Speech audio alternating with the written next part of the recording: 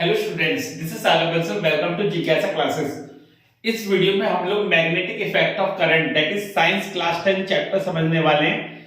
सो ध्यान से समझिएगा, इस वीडियो को पूरा देखिएगा।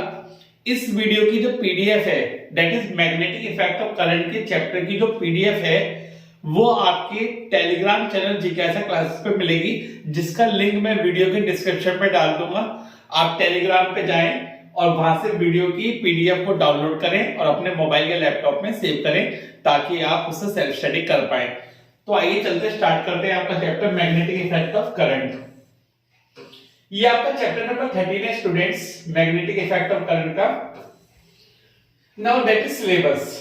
बच्चों, सिलेबस में कौन कौन से टॉपिक्स आपको पढ़ने हैं, कौन कौन से छोड़ने हैं। आपको मैग्नेटिक फील्ड पढ़ना है, आपको फील्ड लाइंस पढ़ना है, आपको magnetic field due to current carrying conductor पढ़ना है, आपको magnetic field due to current carrying coil पढ़ना है, सोलेनॉइड पढ़ना है, आपको force acting on current carrying conductor पढ़ना है, फ्लेमिंग्स लेफ्ट हैंड रूल पढ़ना है, डायरेक्ट करंट पढ़ना है, ऑल्टरनेटिंग करंट पढ़ना है, फ्रीक्वेंसी ऑफ एसी पढ़ना है, advantage of AC over DC पढ़ना है और डोमेस्टिक इलेक्ट्रिक सर्किट पढ़ना है। बच्चों, कुछ टॉपिक्स ऐसे हैं जो पिछले साल तक कटे हुए थे, इस साल आपके इनबिल्ट हुए हैं। वो कौन कौन से हैं? आपका डायरेक्ट करंट इस बार आया है, आपका ऑल्टरनेटिंग करंट इस बार आया है, आपका फ्रीक्वेंसी ऑफ एसी इस बार आया है, आपका advantage of AC over DC इस बार आया है और आपका डोमेस्टिक इलेक्ट्रिक सर्किट इस बार आया है। ये नए टॉपिक्स इस बार इंक्लूड हुए हैं। पिछले 3-4 साल से ये टॉपिक्स कटेड डाउन थे, इस बार ये टॉपिक आए हैं। तो यानी कि इस बार के बोर्ड के जो सिलेबस है उसमें ये टॉपिक्स इंक्लूड हुए हैं। तो यानी बोर्ड में इन टॉपिक्स पे से क्वेश्चन आना मुझे इंपॉर्टेंट लगता है, राइट? अच्छे से प्रिपेयर कीजिएगा। सबसे पहले स्टार्ट करते हैं कि मैग्नेटिक इफेक्ट ऑफ करंट का मतलब क्या होता है। बच्चों, मैग्नेटिक इफेक्ट ऑफ करंट का मतलब क्या है कि जो एक इलेक्ट्रिक करंट है, क्या है? जो इलेक्ट्रिक करंट है जो किसी वायर में फ्लो कर रहा है वो आपका मैग्नेटिक फील्ड बनाता है। क्या सभी को मेरी आवाज क्लियर समझ में आ रही है अच्छे से? जब भी एक कंडक्टर में करंट पास किया जाएगा, जब भी एक वायर में करंट पास किया जाएगा तो उसके अराउंड क्या बनेगी? मैग्नेटिक फील्ड बनेगी। क्या बनेगी बच्चों? Magnetic field. यानी मैग्नेटिक इफेक्ट ऑफ करंट का मतलब क्या होता है? जब भी एक कंडक्टर में या वायर में करंट पास किया जाएगा तो उसके अराउंड मैग्नेटिक फील्ड बनती है, यानी कि वो मैग्नेटिक इफेक्ट शो करता है। ठीक है, बात समझ में आ गई? यानी electric current can produce magnetism, यानी इलेक्ट्रिक करंट से क्या बनता है? इलेक्ट्रिक करंट से बनता है मैग्नेटिज्म। ठीक है। Now what is magnet? Magnet एक ऐसा डिवाइस है जो किसे अट्रैक्ट करता है? आयरन को अट्रैक्ट करता है, निकल्स को अट्रैक्ट करता है, कोबाल्ट को अट्रैक्ट करता है और उसके अलॉयज को अट्रैक्ट करता है। क्या बात समझ में आई आपको? आपको समझ में आया कि मैग्नेट एक ऐसा डिवाइस है जिससे आयरन, निकल, कोबाल्ट और उसके अलॉयज अट्रैक्ट होते हैं। बचपन से पढ़ते आए हैं कि जो मैग्नेट है वो सिर्फ आयरन यानी लोहे को अट्रैक्ट करता है, पर आज पता चला कि जो आपका एक मैग्नेट है वो आयरन को, निकल को और कोबाल्ट को या उससे बनने वाले नए एलॉयज को अट्रैक्ट करता है। कौन? आपका मैग्नेट। ठीक है, यहां की बात आपको समझ में आई? आगे बढ़े। Now what is the bar magnet? कभी कभी पेपर में आ जाता है बार मैग्नेट क्या होता है बच्चों? बार मैग्नेट एक लॉन्ग रेक्टेंगुलर बार है किसकी? यूनिफॉर्म क्रॉस सेक्शन की, जो अट्रैक्ट करता है आयरन को, स्टील को, निकल को और कोबाल्ट को। ठीक है, स्टील एक अलॉय होता है किसका? आयरन का। तो आयरन भी आएगा, स्टील भी आएगा, निकल भी आएगा, कोबाल्ट भी आएगा। एक रेक्टेंगुलर बार होती है यूनिफॉर्म क्रॉस सेक्शन की, ठीक है, जो किसे अट्रैक्ट करती है? जो अट्रैक्ट करती है आयरन को, स्टील को, निकल को और कोबाल्ट को। एक मैग्नेट के दो पोल होते हैं बच्चों, कौन कौन से? नॉर्थ और साउथ। एक मैग्नेट के कितने पोल्स होते हैं? एक मैग्नेट के दो पोल होते हैं। ठीक है, कौन से? नॉर्थ और साउथ। अभी कुछ बच्चों के दिमाग में क्वेश्चन आ रहा होगा कि मैग्नेट के नॉर्थ और साउथ पोल ही क्यों होते हैं, ईस्ट और वेस्ट पोल क्यों नहीं होते। ये मैं आपको वीडियो के थोड़े देर में बताऊंगा, जब टॉपिक आएगा ये तो आपको अच्छे से क्लियर हो जाएगा कि मैग्नेट के दो ही पोल क्यों होते हैं, नॉर्थ और साउथ। ठीक है,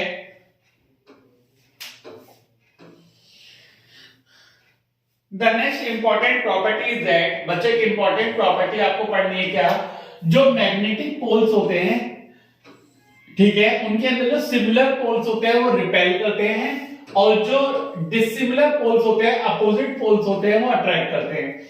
इसका क्या मतलब है, जो अपोजिट पोल्स होते हैं वो क्या करते हैं, जो अपोजिट पोल्स होते हैं वो अट्रैक्ट करते हैं, जो सेम पोल होते हैं वो रिपेल करते हैं। जो अपोजिट पोल्स होते हैं वो अट्रैक्ट करते हैं, जो सेम पोल होते हैं वो क्या करते हैं, रिपेल करते हैं। राइट, ये आप याद रखेंगे कि अगर नॉर्थ और नॉर्थ पोल आ गया तो ये रिपेल करेंगे, नॉर्थ और साउथ पोल आ गया तो ये अट्रैक्ट करेंगे। ठीक है, ये रिपेल करेंगे और ये आपके अट्रैक्ट करेंगे। राइट, जैसे कि आपको डायग्राम के अकॉर्डिंग दिखाया जा रहा है, ये साउथ पोल है, ये नॉर्थ पोल है, ये दोनों आपस में एक दूसरे को अट्रैक्ट कर रहे हैं। ठीक है, ये साउथ पोल है तो एक दूसरे को क्या कर रहे हैं, रिपेल कर रहे हैं। क्या आपको बात समझ में आ रही है? ठीक है, now what is magnetic field. बच्चों, मैग्नेटिक फील्ड क्या होती है? मैग्नेटिक फील्ड वो स्पेस होता है, वो एरिया होता है मैग्नेट के आसपास का जिसके अंदर मैग्नेटिक फील्ड एक्सर्ट करती है। अच्छा, आप यहां क्या कर सकते हैं, यहां पे मैग्नेटिक फोर्स लगा सकते हैं। ठीक है, इसे ठीक करके क्या लिख लेंगे, मैग्नेटिक फोर्स। मैग्नेटिक फील्ड एक ऐसा एरिया है जिसके अंदर मैग्नेटिक फोर्स लगती है। ठीक है, इसे ठीक करके आप फील्ड की जगह फोर्स लिख लेना। मैग्नेटिक फील्ड एक ऐसा एरिया है जिसके अंदर मैग्नेटिक फोर्स लगती है। क्या लगती है बच्चों? मैग्नेटिक फोर्स लगती है। मैग्नेटिक फील्ड एक ऐसा एरिया है जिसके अंदर मैग्नेटिक फोर्स आपकी लगती है, यानी उस एरिया के अंदर आपके आयरन या उसके जो अलॉयज होते हैं वो अट्रैक्ट होते हैं। ठीक है,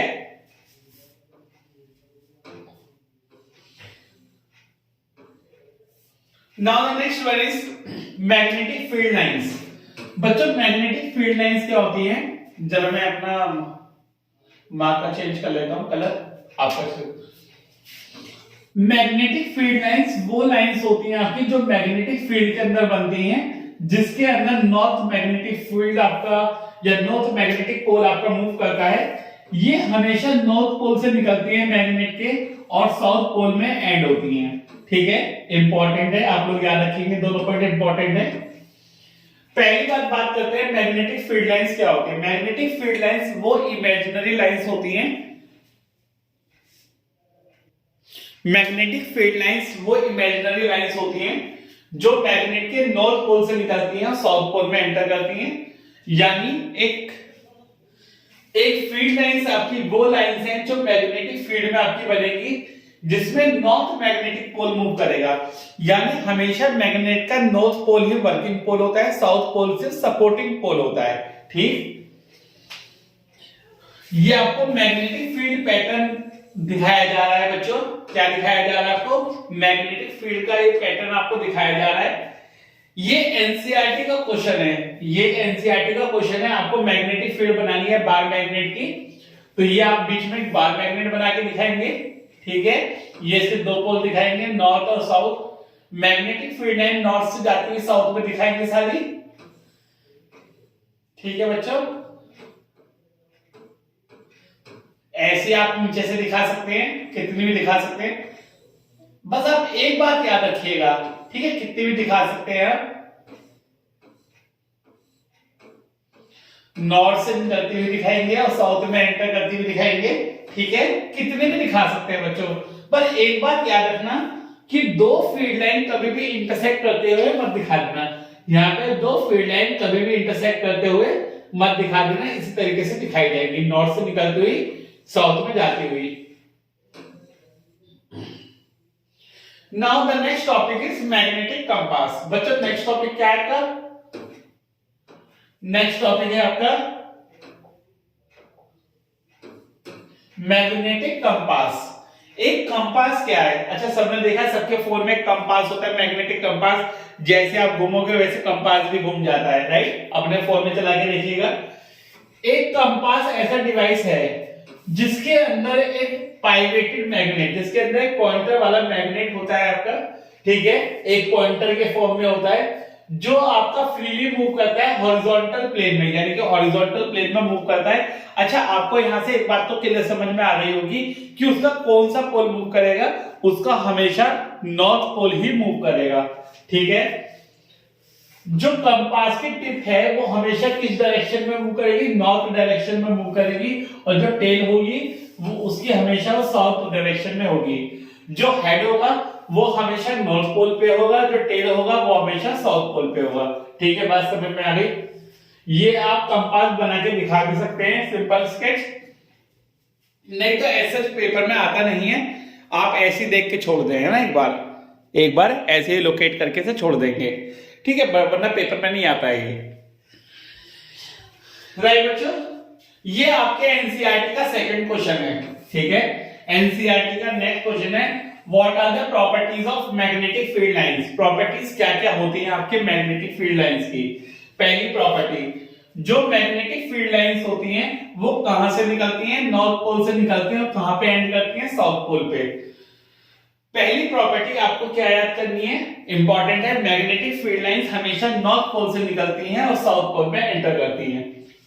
दूसरी प्रॉपर्टी, जो मैग्नेटिक फील्ड लाइंस हैं वो क्लोजर होती हैं पोल्स के, और वाइडर सेपरेटेड होती हैं अदर प्लेस पे। इसका क्या मतलब है?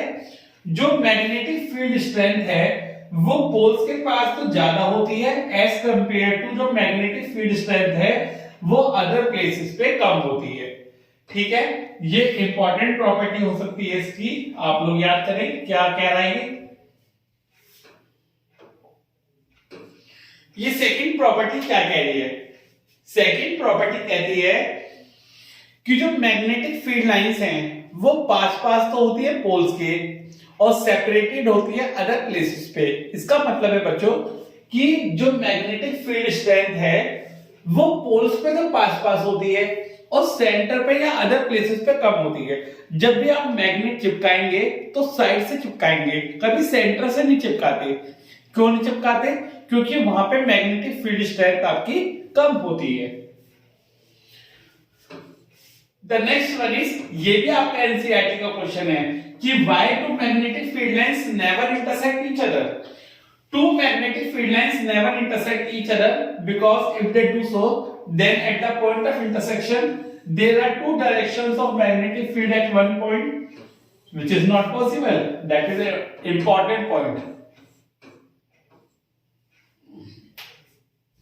ये पॉइंट आपसे क्या कह रहा है कि दो मैग्नेटिक फील्ड लाइंस कभी आपस में इंटरसेक्ट नहीं करेंगी। क्यों नहीं करेंगी? क्योंकि अगर मैं मैग्नेटिक फील्ड पे कंपास रखूं तो हर पॉइंट पे एक डायरेक्शन मिलेगी, ठीक है। अब सपोज करो कि मैंने दो लाइंस को इंटरसेक्ट करके दिखा दिया और यहां पे रखा अपना मैग्नेटिक कंपास, तो नो वन नोस कि जो पॉइंटर है कंपास का वो किस डायरेक्शन में जाएगा, है ना। क्या वो इस डायरेक्शन में जाएगा, क्या वो इस डायरेक्शन में जाएगा, क्या वो इस डायरेक्शन में जाएगा, क्या वो इस डायरेक्शन में जाएगा। तो एक पॉइंट पे दो डायरेक्शन पॉसिबल नहीं है, ठीक है। जैसे इंटरसेक्शन करा, यहां पॉइंटर रखा, या तो वो ये दिखाए या ये दिखाए, या सिर्फ ये दिखाए या फिर ये दिखाए। तो एक पॉइंट पे दो डायरेक्शन पॉसिबल नहीं है। एक पॉइंट पे पॉइंटर एक ही डायरेक्शन दिखाएगा कंपास की, तो इसलिए दो मैग्नेटिक फील्ड लाइंस कभी इंटरसेक्ट नहीं करेंगी, ठीक है। Are you getting my point? It's very very important.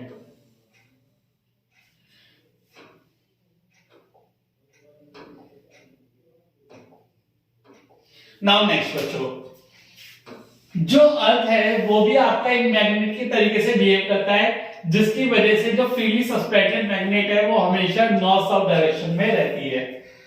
Are you getting my point? यहाँ पे इंपॉर्टेंट पॉइंट आपका क्या आ गया है? जो अर्थ है वो भी एक मैग्नेट है। जब एक फ्रीली सस्पेंडेड मैग्नेट को हैंग करा गया बीच में से लटका के, तो उसने अपने आप को अलाइन करा किस डायरेक्शन में? नॉर्थ साउथ डायरेक्शन में, ठीक है, उसने आपको अलाइन किया है नॉर्थ साउथ डायरेक्शन में। जो एक्सिस होती है अर्थ की मैग्नेटिक फील्ड की, वो हमेशा कितने डिग्री पे होती है? 15 डिग्री पे होती है विद द ज्योग्राफिकल एक्सिस। क्या मतलब है इसका? इसका मतलब है जो मैग्नेटिक एक्सिस होती है और जो ज्योग्राफिकल एक्सिस होती है उसमें कितने डिग्री का एंगल बनता है? 15 डिग्री का एंगल बनता है। ये इंपॉर्टेंट पॉइंट आ गया आपके एमसीक्यू के लिए कि जो ज्योग्राफिकल एक्सिस होती है, बच्चों ज्योग्राफिकल एक्सिस कौन सी होती है? जो अर्थ की एक्सिस होती है, नॉर्थ साउथ ईस्ट और वेस्ट।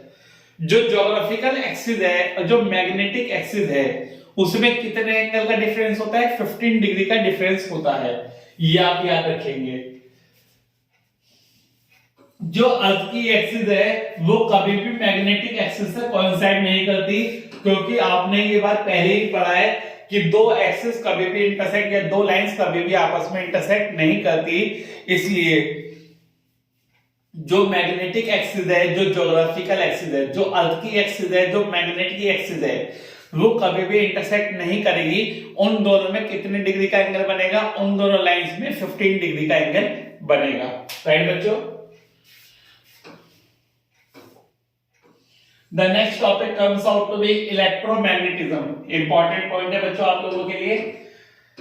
Orsted experiment electromagnetism. बच्चों ये साइंटिस्ट थे आपके ऑर्स्टेड, इन्होंने बताया जो करंट कैरिंग कंडक्टर होता है वो मैग्नेटिक फील्ड बनाता है। जो करंट कैरिंग कंडक्टर होता है वो क्या बनाता है? मैग्नेटिक फील्ड बनाता है। ठीक है, एक जो करंट कैरिंग कंडक्टर है वो क्या बनाता है? मैग्नेटिक फील्ड बनाता है अपने अराउंड। ठीक है, अच्छा, अब चार्जिंग पे लगा के लैपटॉप और चार्जिंग पे लगा के फोन क्यों नहीं इस्तेमाल करना चाहिए? क्योंकि जब उसके थ्रू करंट पास हो रहा है तो उसमें मैग्नेटिक फील्ड जनरेट हो रही है। क्या जनरेट हो रही है? मैग्नेटिक फील्ड, जिससे हमारे बॉडी के दो ऑर्गन सबसे ज्यादा इफेक्टिव होते हैं। कौन कौन से? आपका हार्ट और आपका ब्रेन। दिल और दिमाग सबसे ज्यादा इफेक्टिव होते हैं उससे। इसलिए हमें चार्जिंग पे लगा के कभी भी लैपटॉप, चार्जिंग पे लगा के कभी भी मोबाइल फोन यूज नहीं करना है। अदरवाइज आपको पता है सबसे ज्यादा जो केसेस हैं वो आज या तो आपके हार्ट अटैक के आ रहे हैं या ब्रेन हेमरेज के आ रहे हैं। उसका मेन कारण आपके इलेक्ट्रॉनिक गैजेट्स आपके चार्जिंग पे लगा के यूज करना है। सो बिवियर। सो ऑर्स्टेड ने क्या काम करा? ऑर्स्टेड ने कंक्लूड करा क्या, जब भी आप देखेंगे कि जब कोई भी करंट पास नहीं हो रहा वायर से तो कंपास कोई भी डिफ्लेक्शन शो नहीं कर रहा। ठीक है, जो मैग्नेटिक कंपास था वो कोई भी डिफ्लेक्शन, कोई भी पॉइंटर मूव नहीं करेगा जब तक सर्किट में कोई भी करंट या वायर में कोई भी करंट नहीं होगा। और कंपास किस पे सेट हो गया? जीरो मार्क पे। कंपास को जो पॉइंटर है, कंपास को जो पॉइंटर था वो जीरो पे सेट था। नाउ जब करंट को पास किया गया तो कंपास ने डिफ्लेक्शन शो करना स्टार्ट कर दिया। जो डिफ्लेक्शन थी नीडल की मैग्नेटिक कंपास के, उसने क्या बताया कि उसके अराउंड मैग्नेटिक फील्ड बननी स्टार्ट हो गई है। कैसे पता लगा? जब कंपास ने डिफ्लेक्शन शो किया तो उससे हमें पता लग गया क्या कि कंपास ने डिफ्लेक्शन शो किया है, उसके अंदर मैग्नेटिक फील्ड बननी स्टार्ट हो गई है बच्चों। ठीक है, ये बात आपको क्लियर समझ में आ गई। ये डायग्राम है आपका ऑर्स्टेड एक्सपेरिमेंट का, पेपर में आता है तो बना देना। ये एक वायर दिखा रखी है आपको, ये एक बैटरी दिखा रखी है आपको, ये रियोस्टेट दिखा रखा है जिससे करंट की वैल्यू को कम या ज्यादा कर सकते हैं सर्किट में। ये की दिखा रखी है आपको, ये कंपास दिखा रखा है आपको। तो जब करंट पास किया जाएगा इसके थ्रू, जब इसके थ्रू करंट पास किया जाएगा तो कंपास अपने आप को नॉर्थ साउथ डायरेक्शन में लाइन करेगा। नॉर्थ किधर बनेगा? जिस तरह से करंट आपका पास हो रहा है वो नॉर्थ पोल बनेगा, जिस तरह से करंट आपका जा रहा है वो आपका साउथ पोल बनेगा। तो नॉर्थ और साउथ डायरेक्शन में करंट अपने आप को क्या कर लेगा बच्चों? अलाइन कर लेगा। ठीक है, now the next topic comes out to be that is magnetic field pattern due to a straight current carrying conductor. Are you getting my point बच्चों? सभी को समझ में आ रहा है? Magnetic field pattern due to a straight current carrying conductor.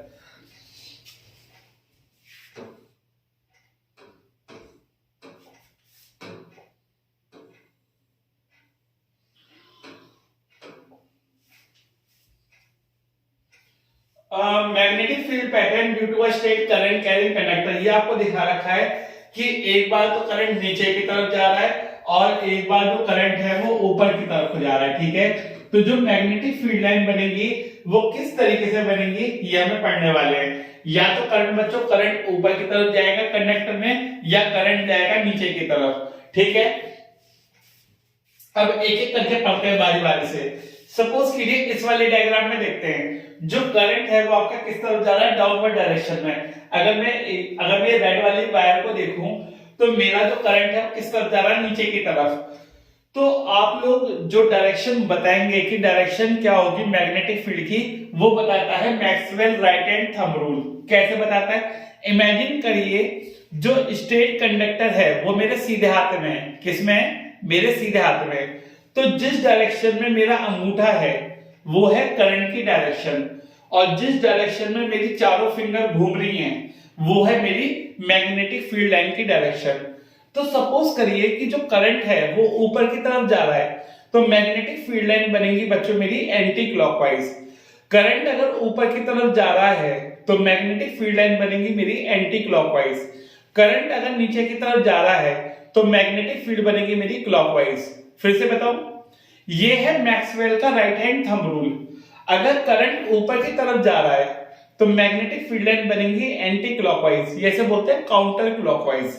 Anti clockwise का दूसरा नाम काउंटर क्लॉकवाइज। अगर करंट ऊपर जा रहा है तो मैग्नेटिक फील्ड लाइन बनेगी एंटी क्लॉकवाइज। अगर करंट नीचे जा रहा है तो मैग्नेटिक फील्ड लाइन बनेगी क्लॉकवाइज, ठीक है। यही होता है आपका मैक्सवेल का कॉर्कस्क्रू रूल। इमेजिन करिए कॉर्कस्क्रू देखा जिससे पेच कसते हैं, तो जिस डायरेक्शन में पेच कस रहे हैं वो है मैग्नेटिक फील्ड लाइंस की डायरेक्शन, और जिस डायरेक्शन में पेच जा रहा है वो है करंट की डायरेक्शन। अब उल्टा करिए, बाहर निकालिए, जिस डायरेक्शन में पेच जा रहा है वो है करंट की डायरेक्शन, और जिस डायरेक्शन में आप उसे घुमा रहे हो वो है मैग्नेटिक फील्ड लाइन की डायरेक्शन, ठीक है। This is Maxwell corkscrew rule, ठीक है। आगे बढ़िए।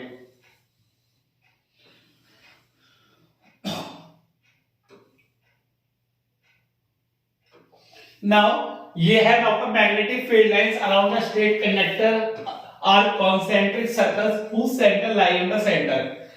अब आपसे पूछा गया जो मैग्नेटिक फील्ड लाइंस बनती हैं वो कैसी बनती हैं, तो आप बोलेंगे बच्चों मैग्नेटिक फील्ड लाइंस बनती हैं आपकी कॉन्सेंट्रिक सर्कल्स। क्या बनती हैं, कॉन्सेंट्रिक सर्कल्स होती है मैग्नेटिक फील्ड लाइन जो स्ट्रेट कंडक्टर पे बनती हैं, जिनका सेंटर कहां पे लाई करता है, आपके वायर पे।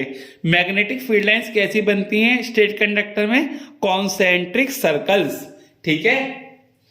और जो डायरेक्शन होती है किसकी, मैग्नेटिक फील्ड लाइंस की, वो किसने दी है, डायरेक्शन जो दी है मैग्नेटिक फील्ड लाइंस की वो दी है आपकी Maxwell right hand thumb rule ने।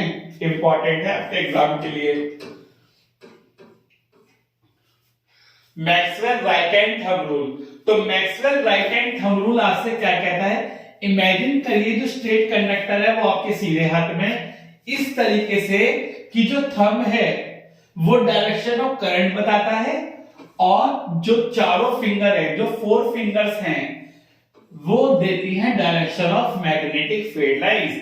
जिस डायरेक्शन में आपका थंब है वो है करंट की डायरेक्शन, और जिस डायरेक्शन में चारों फिंगर घूम रही हैं वो है मैग्नेटिक फील्ड लाइन की डायरेक्शन, ठीक है। समझ में आ गया सभी लोगों को ना। इसी की तरीके से बच्चों कॉर्कस्क्रू रूल। कॉर्कस्क्रू रूल क्या कहता है, इमेजिन करिए कि जिस डायरेक्शन में आपका कॉर्कस्क्रू जा रहा है वो है करंट की डायरेक्शन। भाई कॉर्कस्क्रू का मतलब पेच, जिस डायरेक्शन में पेच जा रहा है वो है करंट की डायरेक्शन, और जिस डायरेक्शन में आप रोटेट कर रहे हो किसे, उसके हैंडल को, जिस डायरेक्शन में आप हैंडल को रोटेट कर रहे हो वो है उसकी मैग्नेटिक फील्ड लाइन की डायरेक्शन, ठीक है। जिस डायरेक्शन में पेच जा रहा है वो है करंट की डायरेक्शन, और जिस डायरेक्शन में स्क्रू आप घुमा रहे हो वो है आपकी पेच का, जिस डायरेक्शन में घुमा रहे हो वो है आपकी मैग्नेटिक फील्ड लाइन की डायरेक्शन। ऑलराइट, सभी को समझ में आ गया है ना। Now the next topic is magnetic field due to a circular loop. अभी क्या था, अभी आपने जो मैग्नेटिक फील्ड देखी है वो स्ट्रेट कंडक्टर में देखी है। अब जो मैग्नेटिक फील्ड आप देखेंगे वो किस में देखेंगे, एक सर्कुलर लूप में, यानी एक वायर को आपने लूप की फॉर्म में पकड़ा हुआ है। ठीक है, आगे बढ़ने का थोड़ा सा।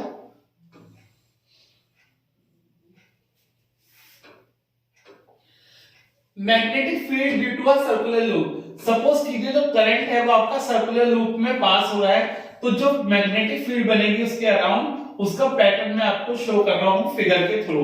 ठीक है, देखिए जरा, हियर वी गो।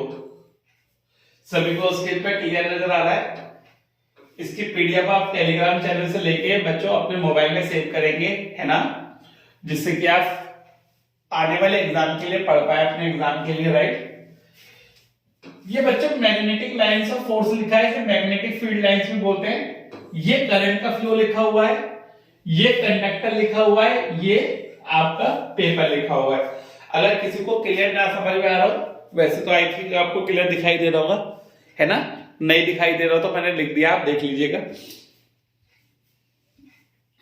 इधर से करंट बच्चों ऊपर जा रहा है, ये प्लस का साइन है तो करंट इधर से ऊपर जाएगा, इधर से करंट पास हो रहा है और इधर से करंट नीचे जा रहा है। अब जरा सपोज कीजिए कि करंट आपका लेफ्ट साइड में ऊपर की तरफ जा रहा है, तो मैग्नेटिक फील्ड लाइन कैसी बनेगी आपकी, एंटी क्लॉकवाइज बनेगी। कैसी बनेगी बच्चों, एंटी क्लॉकवाइज। इधर की साइड से करंट आपका नीचे जा रहा है, तो मैग्नेटिक फील्ड लाइन कैसी बनेगी, क्लॉकवाइज। करंट ऊपर तो एंटी क्लॉकवाइज। इस वाले फेस पे एंटी क्लॉकवाइज बनेगी, इस वाले फेस पे आपकी क्लॉकवाइज मैग्नेटिक फील्ड बनेगी। ठीक है, और सेंटर पे जो मैग्नेटिक फील्ड लाइन है वो कैसी बनेगी आपकी, स्ट्रेट पैरेलल। ठीक है, लेफ्ट साइड पे magnetic field line anti clockwise बनेगी, राइट साइड में मैग्नेटिक फील्ड लाइन आपकी क्लॉकवाइज बनेगी, और सेंटर पे मैग्नेटिक फील्ड लाइन आपकी स्ट्रेट बनेगी। अच्छा, अगर कोई कहता है कि मैं करंट को इधर की जगह इधर से पास करा दूं, तो इधर एंटी क्लॉकवाइज बनेगी, इधर क्लॉकवाइज बनेगी, सेंटर पे वही रहेगी, स्ट्रेट। ठीक है, ये एक सर्कुलर लूप था आपका।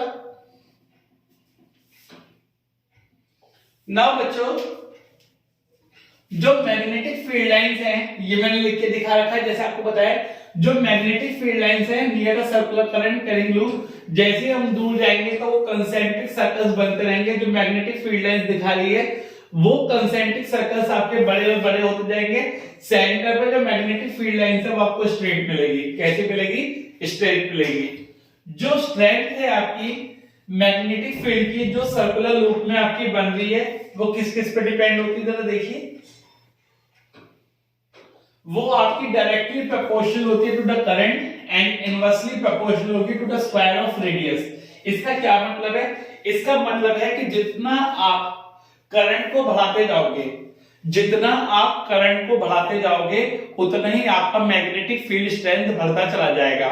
ठीक है, जितना आप करंट को बढ़ाते जाओगे उतनी आपकी मैग्नेटिक फील्ड की स्ट्रेंथ बढ़ती जाएगी, और जितना आप डिस्टेंस बढ़ाओगे उतनी मैग्नेटिक फील्ड की स्ट्रेंथ कम हो जाएगी। यानी कि जितना रेडियस बढ़ता जाएगा, जितना मैग्नेटिक फील्ड का रेडियस बढ़ता जाएगा, उतनी मैग्नेटिक फील्ड की स्ट्रेंथ कम होती चली जाएगी।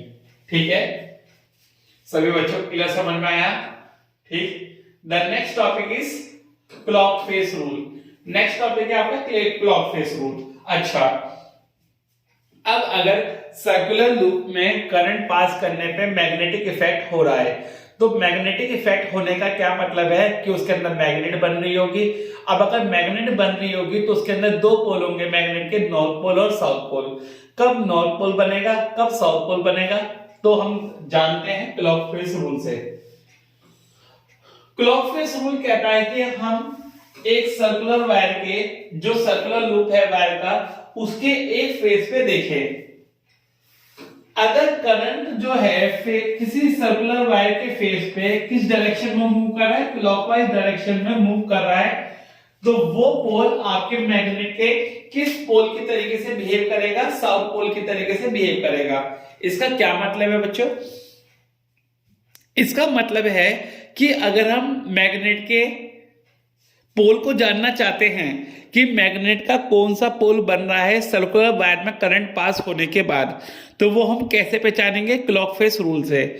अगर जो करंट है वो क्लॉकवाइज डायरेक्शन में मूव कर रहा है तो वो मैग्नेट का साउथ पोल बनाएगा। कौन सा पोल बनाएगा? साउथ पोल।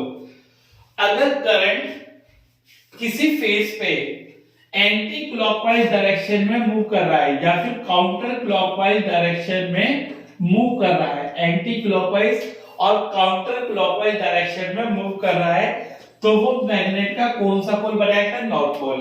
बोलिए बात क्लियर समझ में आ रही है? अगर करंट क्लॉकवाइज डायरेक्शन में फ्लो कर रहा है तो वो मैग्नेट का साउथ पोल बनाएगा। अगर करंट एंटी क्लॉकवाइज डायरेक्शन में मूव कर रहा है तो वो मैग्नेट का नॉर्थ पोल बनाएगा। ठीक है, ये देखिए डायग्राम से, ये डायग्राम से आपको क्लियर समझ में आ जाएगा कि अगर करंट आपका क्लॉकवाइज जा रहा है तो वो मैग्नेट का साउथ पोल बना रहा है, अगर करंट आपका काउंटर क्लॉकवाइज और एंटी क्लॉकवाइज जा रहा है तो वो मैग्नेट का नॉर्थ पोल बना रहा है। ठीक है बच्चों, that is called clockwise rule. Now the most important topic that is called solenoid. अब जो नया टॉपिक आपका बच्चों आ रहा है उसे बोलते हैं हम सोलेनॉइड। ठीक है, देखते हैं क्या है आपके सोलेनॉइड में। नया टॉपिक है आपका सोलेनॉइड। सोलेनॉइड क्या है? सोलेनॉइड एक लॉन्ग कॉइल है किसकी, जिसके अंदर लार्ज नंबर ऑफ टर्न्स होते हैं, किसके? इंसुलेटेड कॉपर वायर के। ठीक है, सोलेनॉइड एक कॉपर की वायर की कॉइल है जिसके अंदर बहुत सारे टर्न्स होते हैं, किसके? इंसुलेटेड कॉपर वायर के। अच्छा, इंसुलेटेड का मतलब क्या है? कि वो आपस में एक दूसरे के मैग्नेटिक इफेक्ट को खत्म नहीं करते हैं। ठीक है, जो स्ट्रेंथ होती है सोलेनॉइड की वो किन किन फैक्टर्स पे डिपेंड करती है? पहली बात तो ये समझ लीजिए कि इंपॉर्टेंट है आपका बहुत ज्यादा एग्जाम के लिए। ठीक है, जो स्ट्रेंथ है आपकी सोलेनॉइड की वो किन किन फैक्टर्स पे डिपेंड करती है? एक तो नंबर ऑफ टर्न्स पे, यानी जितने ज्यादा टर्न्स बढ़ेंगे उतना ज्यादा मैग्नेटिक इफेक्ट होगा। दूसरा, द स्ट्रेंथ ऑफ करंट, जितना ज्यादा करंट बढ़ेगा उतना ज्यादा मैग्नेटिक फील्ड की स्ट्रेंथ बढ़ेगी सोलेनॉइड की। तीसरा, the nature of the core material, जितना ज्यादा आपका करंट बढ़ेगा उतना ज्यादा आपका स्ट्रेंथ होगा मैग्नेटिक फील्ड का सोलेनॉइड का, ये आपने पढ़ लिया। उसके बाद nature of the core material, core किसकी होनी चाहिए? सॉफ्ट आयरन की। ठीक है, जो कोर है वो किसकी होनी चाहिए? सॉफ्ट आयरन की कोर होनी चाहिए, क्योंकि वो मैग्नेटिज्म को लूज कर देती है जैसे करंट की वैल्यू को स्विच ऑफ किया जाता है। ठीक है,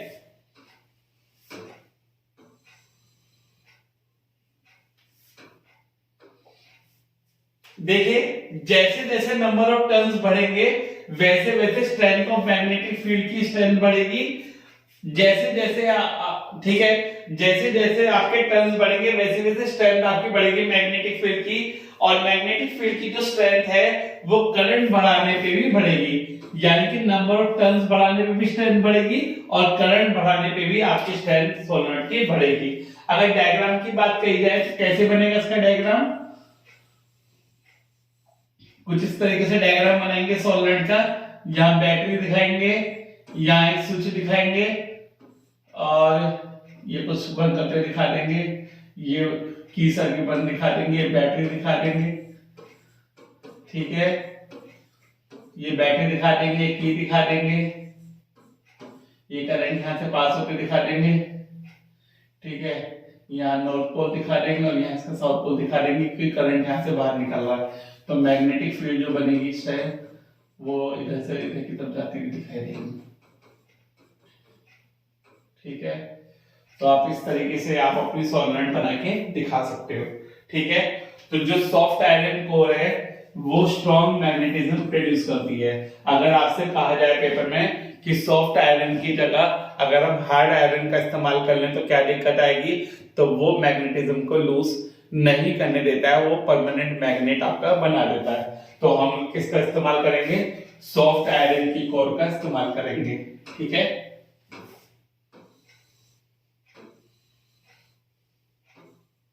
नाउ बच्चों, ये दे रखा आपको डायग्राम एक सोलेनोइड का, ठीक है। ये आपको सोलेनोइड का डायग्राम दे रखा है। यहाँ से करंट आपका ऊपर जा रहा है, तो जिधर से करंट बाहर निकल रहा है वो आपका नॉर्थ पोल होगा, जिधर से करंट अंदर जा रहा है वो साउथ पोल होगा। तो नॉर्थ पोल से आपकी मैग्नेटिक फील्ड निकलती हुई दिखा रखी है, राइट।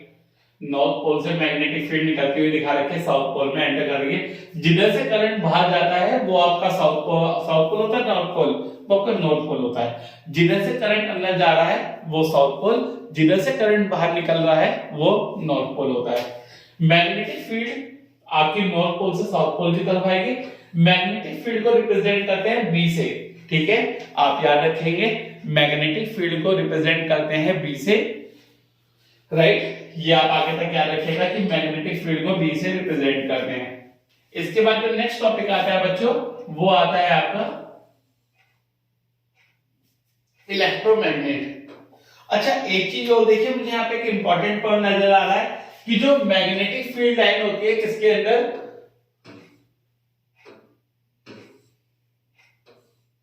जो मैग्नेटिक फील्ड लाइंस होती है आपकी किसके अंदर, सोलेनोइड के अंदर, वो पैरेलल होती है, स्ट्रेट लाइंस होती हैं, ठीक है।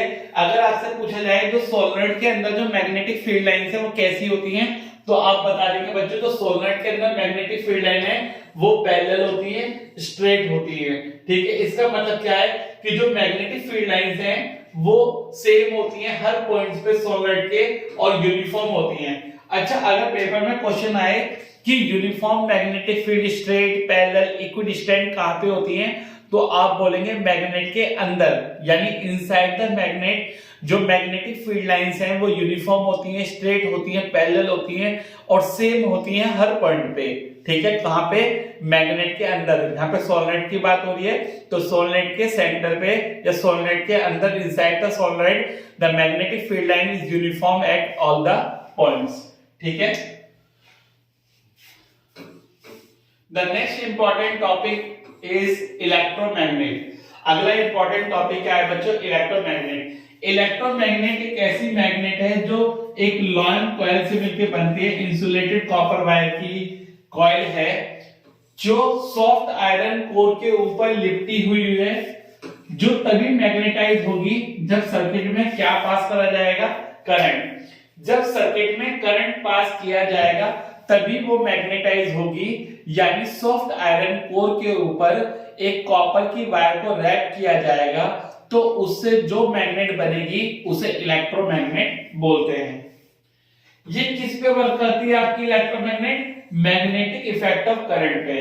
ये इलेक्ट्रोमैग्नेट आपकी किस पे वर्क करती है, मैग्नेटिक इफेक्ट ऑफ करंट पे वर्क करती है, ठीक। आप याद रख लेंगे बच्चों।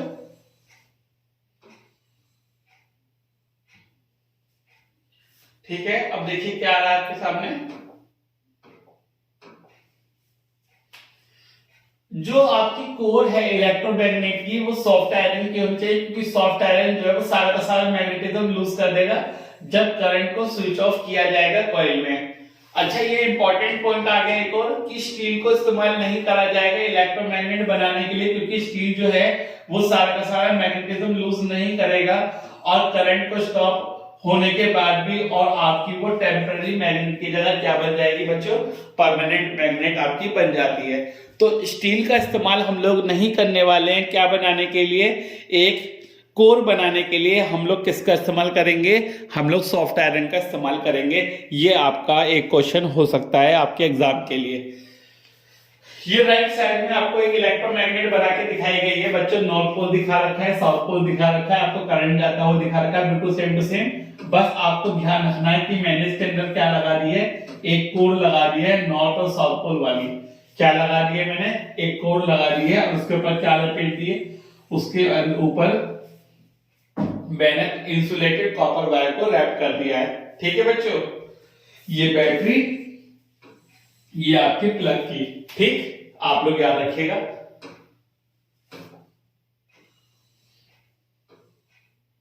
Now what are the factors affecting the strength of electromagnet? तो कौन कौन से फैक्टर्स होते हैं जिनसे इलेक्ट्रोमैग्नेट को कम या ज्यादा करा जा सकता है उनके स्ट्रेंथ को। सबसे पहले the number of turns in the coil, जो टर्न्स हैं, जो घुमाव हैं, जितने ज्यादा होंगे उतना ज्यादा करंट होगा, जितना ज्यादा करंट होगा उतना ही स्ट्रॉन्गर मैग्नेटिज्म बनेगा। ठीक है, the current in the coil, जितना ज्यादा करंट होगा कॉइल में उतना ही ज्यादा स्ट्रेंथ ऑफ मैग्नेटिक फील्ड आपकी बनेगी। And the length of air gap, जितना ज्यादा एयर गैप कम होगा, जितना ज्यादा दो कॉइल के बीच में एयर गैप कम होगा, जितना ज्यादा दो रैपिंग के बीच में एयर गैप कम होगा, उतना ही स्ट्रॉन्गर मैग्नेटिज्म होगा बच्चों।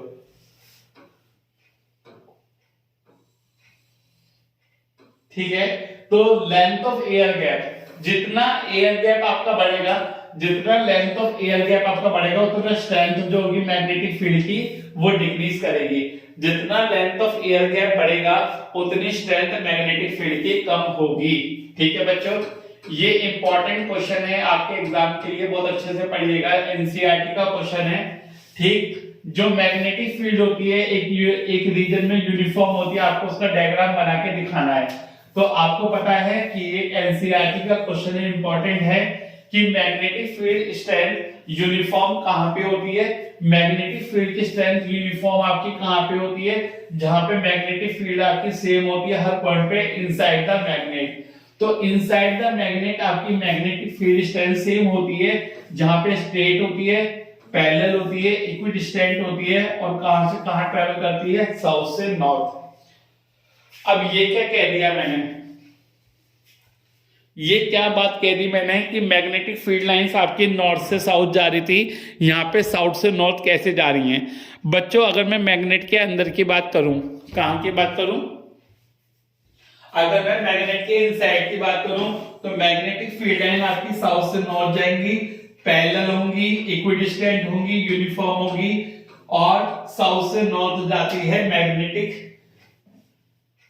फील्ड आपकी साउथ से नॉर्थ जाएगी मैग्नेट के अंदर से। इनसाइड द मैग्नेट जो मैग्नेटिक फील्ड लाइन है वो यूनिफॉर्म होती है, इक्विडिस्टेंट होती है, पैरेलल होती हैं, और कहां से कहां जाती हैं, साउथ से नॉर्थ। याद रखिएगा, इंपॉर्टेंट है पेपर के लिए। Next is the difference between bar magnet and electromagnet. कर पाएंगे अपने एग्जाम के लिए डिफरेंस बिटवीन बार मैग्नेट और इलेक्ट्रोमैग्नेट। बार मैग्नेट एक परमानेंट मैग्नेट होती है जो आपको नेचर से मिलती है। बार मैग्नेट एक परमानेंट मैग्नेट होती है, इलेक्ट्रोमैग्नेट एक टेम्पररी मैग्नेट है। बार मैग्नेट के अंदर वीक फोर्स ऑफ अट्रैक्शन होता है, बट इलेक्ट्रोमैग्नेट के अंदर comparatively strong force of attraction हो सकता है, जितना आपको बनाना है। इसकी नॉर्थ और साउथ पोलैरिटी फिक्स होती है, इसकी पोलैरिटी फिक्स होगी बच्चों, क्योंकि इसके नॉर्थ और साउथ पोल क्या होते हैं, फिक्स होते हैं। पर इसकी पोलैरिटी फिक्स नहीं होती, इसे आप चेंज कर सकते हो by changing the direction of current. Current की डायरेक्शन के हिसाब से आप इलेक्ट्रोमैग्नेट की पोलैरिटी को क्या कर सकते हो, चेंज कर सकते हो। Its strength can not be change, इसकी स्ट्रेंथ को चेंज नहीं किया जा सकता, बट इसकी स्ट्रेंथ को चेंज किया जा सकता है by changing the number of turns और करंट पासिंग थ्रू इट। जितना ज्यादा आप करंट को पास करोगे उतनी ज्यादा इलेक्ट्रोमैग्नेट की स्ट्रेंथ बढ़ती चली जाएगी, और जितने ज्यादा आप नंबर ऑफ टर्न्स बढ़ाओगे उतनी ज्यादा स्ट्रेंथ इलेक्ट्रोमैग्नेट की बढ़ती चली जाएगी। तो ये आपका एक इंपॉर्टेंट क्वेश्चन हो सकता है आपके एग्जाम के लिए। बोली बात समझ में आई। Next topic is permanent magnet. जो है वो आपका कहां का इस्तेमाल किया जाता है।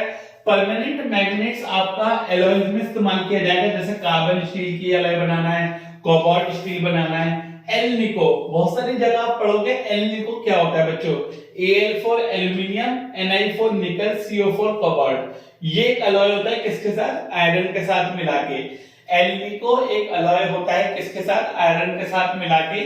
ये कहां पे यूज किए जाते हैं, आपकी जो परमानेंट मैग्नेट्स है वो कहां का इस्तेमाल करे जाते हैं, लाउड स्पीकर में, इलेक्ट्रिक क्लॉक्स में, स्पीडोमीटर में जो आपके व्हीकल्स में लगे होते हैं, और आपके माइक्रोफोन्स में। ये आपके इन इंस्ट्रूमेंट्स में या इन अप्लायंसेस में इस्तेमाल किए जाते हैं आपके परमानेंट मैग्नेट। ठीक है, अब आपको क्या पढ़ना है, अब आपको पढ़ना है कि जो मैग्नेटिज्म है वो इंसानों के लिए कैसे हार्मफुल है और कैसे यूजफुल है। ठीक, जैसे आपको पता है कि जो हमारी बॉडी है उसके अंदर चार्ज पार्टिकल्स प्रेजेंट होते हैं या आयंस प्रेजेंट होते हैं, जिसकी वजह से हमारे बॉडी में क्या पास होता है, वीक इलेक्ट्रिक करंट पास होते हैं। हमारी बॉडी में वीक इलेक्ट्रिक करंट बनते हैं, वो इलेक्ट्रिक करंट हमारे अंदर क्या बनाते हैं, मैग्नेटिक फील्ड बनाते हैं। ठीक है, ये मैंने क्या लिख दिया है, हमारे अंदर चार्ज पार्टिकल्स होते हैं जिसकी वजह से हमारे अंदर भी वीक इलेक्ट्रिक करंट बन सकते हैं या मैग्नेटिक फील्ड का प्रभाव हमारे अंदर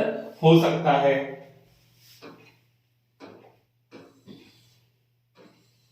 अब हमारे बॉडी में दो ऐसे ऑर्गन्स हैं, हमारे बॉडी में दो ऐसे ऑर्गन्स हैं जहां पे मैग्नेटिक फील्ड सबसे ज्यादा अफेक्ट करती है, अटैक करती है। वो है आपके हार्ट और ब्रेन। हार्ट और ब्रेन पे मैग्नेटिक फील्ड का जो प्रभाव है वो सबसे ज्यादा पड़ता है। कहां पे, हार्ट और ब्रेन पे। मैग्नेटिज्म को कहां पर इस्तेमाल करा जा सकता है, एमआरआई में। आप बहुत से लोगों ने सुना होगा एमआरआई कराया है, तो एमआरआई का मतलब होता है मैग्नेटिक रेजोनेंस इमेजिंग। इंपॉर्टेंट है, इसे याद रखिएगा। एमआरआई का मतलब होता है मैग्नेटिक रेजोनेंस इमेजिंग, जो आपका इस्तेमाल करा जाता है to find the images of internal parts of the body. यानी इंटरनल पार्ट्स ऑफ बॉडी की अगर हमें इमेज चाहिए तो वो बनाई जाती है एमआरआई से, मैग्नेटिक रेजोनेंस इमेजिंग से। ठीक है, सभी बच्चों को याद रहेगा, पक्के से देख लीजिए, पक्के से याद रहेगा, पेपर में आने के चांसेस हैं 1 नंबर में। Now the next one is important है, आपका एनसीईआरटी का क्वेश्चन है, what is the principle of electric motor. Principle of electric motor क्या होता है, जब भी एक रेक्टेंगुलर कॉइल को या कंडक्टर को मैग्नेटिक फील्ड में रखा जाता है तो उसके ऊपर एक फोर्स लगती है जिसकी वजह से वो कंटिन्यूअसली रोटेट किया जाता है और आपका कंडक्टर मूव करता है जब तक करंट लास्ट रहता है कंडक्टर में। यानी जब आप एक कंडक्टर को मैग्नेटिक फील्ड में, यानी कि एक रेक्टेंगुलर कॉइल या कंडक्टर को मैग्नेटिक फील्ड में रखते हो तो उसके अंदर एक फोर्स लगती है जिसकी वजह से वो आपका रोटेट करना स्टार्ट करता है। जैसे आपके घर का पंखा, और वो कब तक रोटेट करेगा, वो जब तक रोटेट करेगा जब तक आप उसमें क्या पास करेंगे, इलेक्ट्रिक करंट को पास करेंगे। जैसे ही आपने इलेक्ट्रिक करंट बंद किया तुरंत आपका फोर्स बंद हुआ, और जैसे ही आपका फोर्स बंद हुआ तुरंत आपका जो इंस्ट्रूमेंट था वो चलना बंद कर गया। अगर मैग्नेटिक फील्ड को रिप्रेजेंट किया जाता है बी से, करंट को रिप्रेजेंट किया जाता है आई से, और जो वायर की लेंथ थी वो एल है, जो कि परपेंडिकुलर आपकी फोर्स लगा रहा है, तो उस फोर्स को निकालने का फॉर्मूला क्या होता है।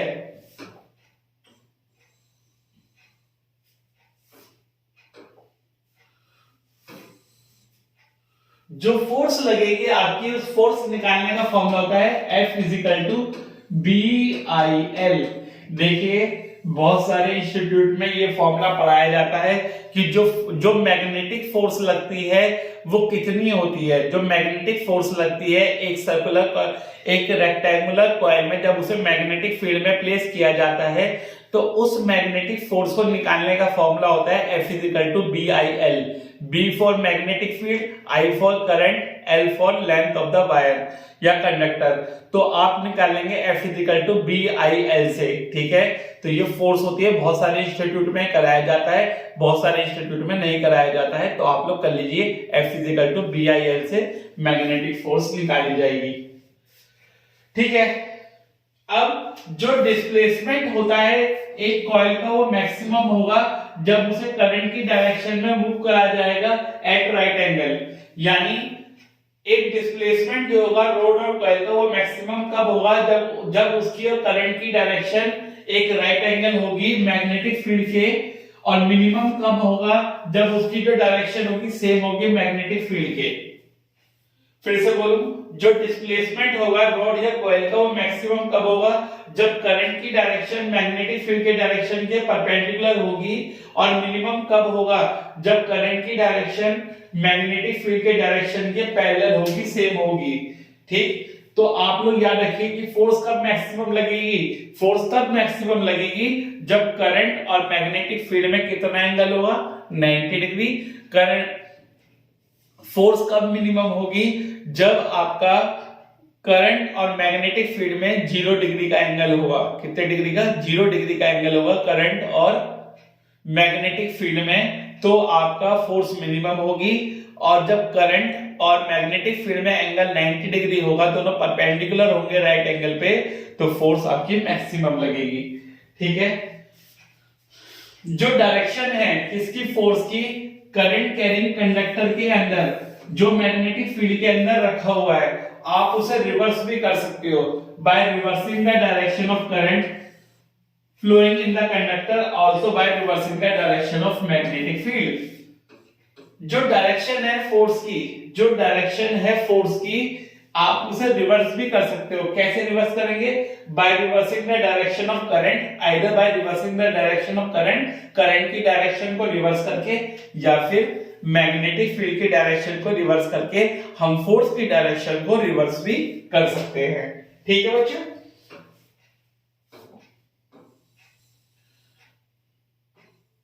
ये आपका डायग्राम दे रखा है, बोलिए आपको समझ में आया? ये आपको एक रॉड दिखा रखी है, देखो मैं आपको दिखा देता हूं, ये एनसीईआरटी में दे रखा है आपको as it is diagram, important है आपके लिए। इसमें क्या है बच्चों, ये एक स्टैंड दिखा रखा है, एक स्टैंड से आपने क्या ले रखा है, एक रॉड ले रखी है, उसके ऊपर आपने क्या कर रखा है, सर्कुलर जो वायर है वो बाउंड कर रखी है। आपने इसका जो लोअर एंड है वो कहां से कनेक्ट कर रखा है, एक की से कनेक्ट कर रखा है, एक बैटरी से कनेक्ट कर रखा है, ये पॉजिटिव है ये नेगेटिव है, ये वायर है। फिर आपने इसे किस पे टाक रखे, एक रॉड में टाक रखी है, ये ए सब पॉइंट है इसका, ये बी पॉइंट है इसका। ठीक है, तो करंट आपका इधर से जा रहा है, इस तरफ करंट आपका जा रहा है, ये मैग्नेट का नॉर्थ पोल है, मैग्नेट का साउथ पोल है।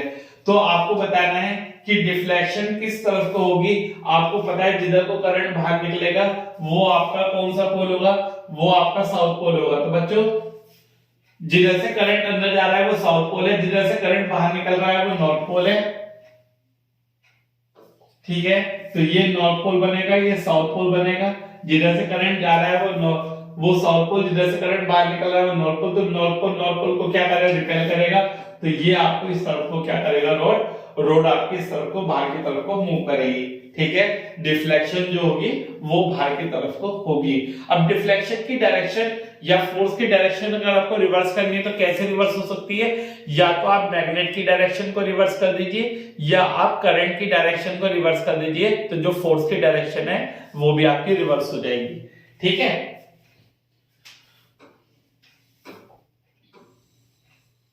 Now the next topic is बच्चों Fleming's left hand rule. Important है, एनसीईआरटी का पार्ट है भी। ठीक है, अच्छा टॉपिक है, आपके पेपर में आने लायक है। फ्लेमिंग्स लेफ्ट हैंड रूल क्या कहता है? अकॉर्डिंग टू दिस रूल, इस रूल के अकॉर्डिंग अगर हम बात करें, अगर फोर फिंगर को, सेंट्रल फिंगर को और जो थंब है लेफ्ट हैंड का, जो म्यूचुअली परपेंडिकुलर है एक दूसरे के, इस तरीके से जो आपकी फोर फिंगर है वो रिप्रेजेंट करती है डायरेक्शन ऑफ मैग्नेटिक फील्ड को, जो सेंट्रल फिंगर है वो रिप्रेजेंट करती है करंट की डायरेक्शन को, और जो थंब है वो रिप्रेजेंट करता है फोर्स की डायरेक्शन को। क्या समझा आपने? अभी मैं समझाता हूं आपको। देखिए जरा स्क्रीन पे मैं आपको क्या दिखा रहा हूं, क्या आपको दिखाई दे रहा है स्क्रीन पर ठीक ठाक?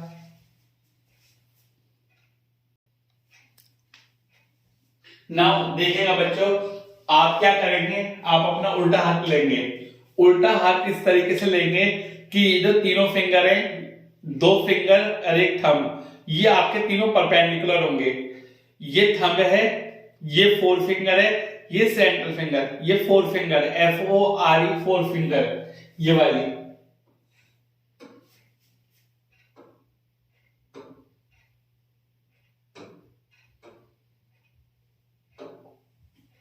बच्चों ये आपकी फोर फिंगर है, ये वाली फर्स्ट वाली। ये आपकी सेंट्रल फिंगर है, ये वाली सेकंड वाली। ये आपका थंब है, उल्टे हाथ का अंगूठा। ये जो सेंट्रल फिंगर है ये आपकी तरफ रहेगी, ये जो फोर फिंगर है ये आपकी सीधी तरफ रहेगी, और ये जो थंब है ये ऊपर की तरफ रहेगा। इस तरीके से तीनों आपस में एक दूसरे के परपेंडिकुलर है। ठीक है, क्या है? परपेंडिकुलर। इस तरीके से तो ये जो थंब है ये फोर्स की डायरेक्शन बताता है, जो आपका फोर फिंगर है ये मैग्नेटिक फील्ड की डायरेक्शन बताता है, और ये जो करंट है ये आपका आई सेंट्रल फिंगर की डायरेक्शन बताता है। आप किससे याद रखेंगे? FBI। जैसे आपकी पुलिस होती है FBI। इसी तरीके से याद रखेंगे आपका ये थंब होता है फोर्स की डायरेक्शन, ये होता है मैग्नेटिक फील्ड की डायरेक्शन B, और ये होता है करंट की डायरेक्शन I, FBI। ठीक है, आप इस तरीके से याद रखेंगे फोर्स, मैग्नेटिक फील्ड, करंट। ये आपका यूज करा जाता है आपका मोटर में। जो आपका फ्लेमिंग का लेफ्ट हैंड रूल है वो आपका इलेक्ट्रिक मोटर में फोर्स, करंट और मैग्नेटिक फील्ड की डायरेक्शन निकालने के काम पे लाया जाता है। ठीक है, जो इलेक्ट्रिक मोटर है वो कौन सी एनर्जी को किस में कन्वर्ट करता है? इलेक्ट्रिक एनर्जी को मैकेनिकल एनर्जी में कन्वर्ट करता है। इलेक्ट्रिक मोटर का इस्तेमाल कहां करा जाता है? आपके फैंस में, आपकी वॉशिंग मशीन्स में, आपके रेफ्रिजरेटर में, आपके मिक्सर ग्राइंडर में, आपके इलेक्ट्रिक कार्स में एंड सो ऑन। जो आपकी इलेक्ट्रिक मोटर है वो किस पे वर्क करती है? डायरेक्ट करंट पे वर्क करती है। जो आपके घर के इलेक्ट्रिक मोटर है वो किस पे वर्क करती है? वो डायरेक्ट करंट पे वर्क करती है। सभी को क्लियर समझ में आ रहा है? आगे देखिए,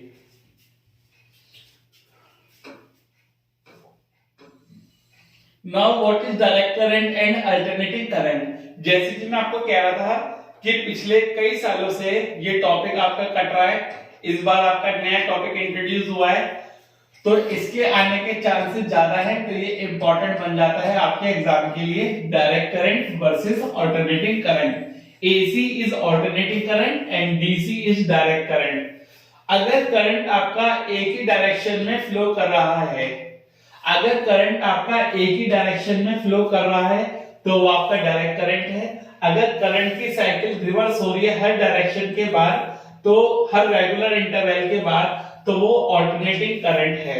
ठीक है, अगर करंट आपका एक ही डायरेक्शन में जा रहा है तो वो डायरेक्ट करंट है, और करंट की अगर साइकिल चेंज हो रही है तो वो आपका अल्टरनेटिंग करंट है।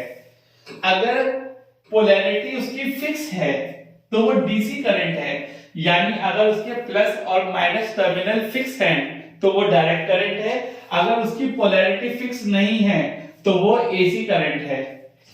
जो फ्रीक्वेंसी होती है डायरेक्ट करंट की वो 0 हर्ट्ज होती है। ठीक है, जो एसी की फ्रीक्वेंसी है वो 50 हर्ट्ज होती है। जो डायरेक्ट करंट की फ्रीक्वेंसी है वो 0 हर्ट्ज होती है। जो एसी की फ्रीक्वेंसी है वो 50 हर्ट्ज होती है। पेपर के लिए, एमसीक्यू के लिए इंपॉर्टेंट है, इसे लिख लीजिएगा।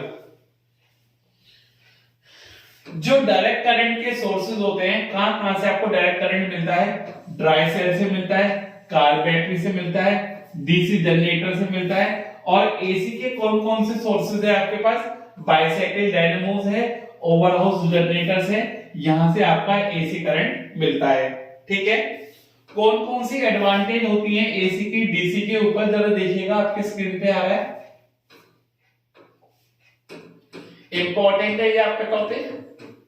एसी जो है वो ज्यादा एक्सपेंसिव होती है और लेस एक्सपेंसिव। डीसी ज्यादा एक्सपेंसिव होती है, एसी कम एक्सपेंसिव होती है। यानी एसी चीपर होती है और डीसी आपकी कॉस्टलियर होती है। ध्यान दीजिएगा, एसी आपकी कम एक्सपेंसिव होती है, चीपर होती है एज कंपेयर टू डीसी, और आसानी से जनरेट की जा सकती है। एसी को ट्रांसमिट किया जाएगा across long distances without much loss of energy then DC. तो एसी को ज्यादा डिस्टेंस तक आसानी से ट्रांसमिट किया जा सकता है एज कंपेयर टू डीसी। कैसे? क्योंकि आपको पता है कि डायरेक्ट करंट जो है उसमें ज्यादातर जो करंट है वो एनर्जी के फॉर्म में लॉस हो सकता है। जब हम उसे ट्रांसमिट करेंगे तो कुछ पार्ट जो है इलेक्ट्रिक एनर्जी का वो हीट एनर्जी के फॉर्म में लॉस हो सकता है, क्योंकि कंटिन्यूअस करंट आपका फ्लो करेगा। तो अपार्ट ऑफ दिस, जो एसी करंट है वो आपका कम एनर्जी लॉस या कम पावर लॉस करेगा जब हम उसे ट्रांसफर करेंगे। ठीक है, तो एसी को आसानी से ट्रांसमिट करा जा सकता है विदाउट मच लॉस। ठीक है, तो जो पावर लॉस होता है, जो पावर लॉस होता है आपका इलेक्ट्रिसिटी ट्रांसमिशन के दौरान एसी में, वो कम होता है एज कंपेयर टू डीसी। तो पावर लॉस आपका कम होगा एसी में। हमारे घर में दो ऐसे डिवाइसेस हैं, कौन कौन से, रेडियो और टेलीविजन, जो किस पे चलते हैं, डीसी सप्लाई पे चलते हैं, बट हमारे घर में तो एसी आती है, ठीक है। तो उनके अंदर दो स्पेशल डिवाइस लगाए जाते हैं जिसे हम बोलते हैं डायनामोस। डायनामोस उसके अंदर फिट करे जाते हैं, दोनों के अंदर, रेडियो और टेलीविजन के अंदर, जो कि आपके एसी को किस में कन्वर्ट कर देते हैं, डीसी में कन्वर्ट कर देते हैं। बोलिए बात समझ में आई सभी बच्चों के।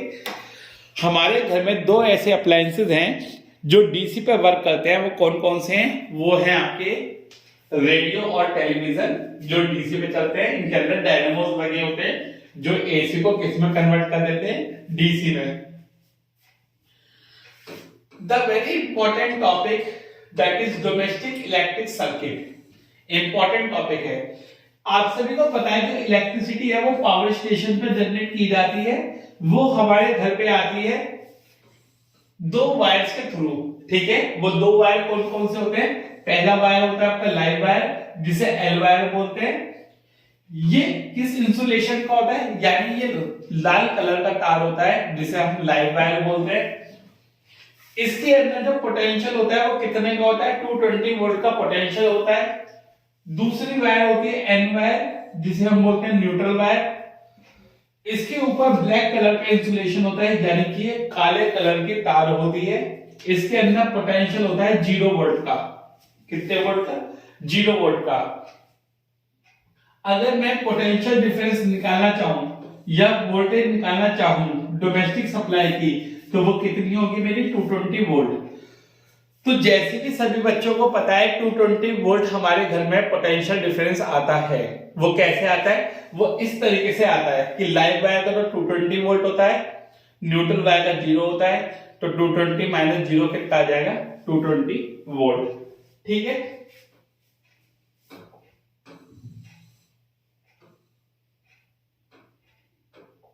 जितने भी इलेक्ट्रिकल अप्लायंसेस होते हैं हमारे घर में, वो सब लाइव वायर में कनेक्ट होते हैं, फिर मेन फ्यूज के थ्रू जाते हैं,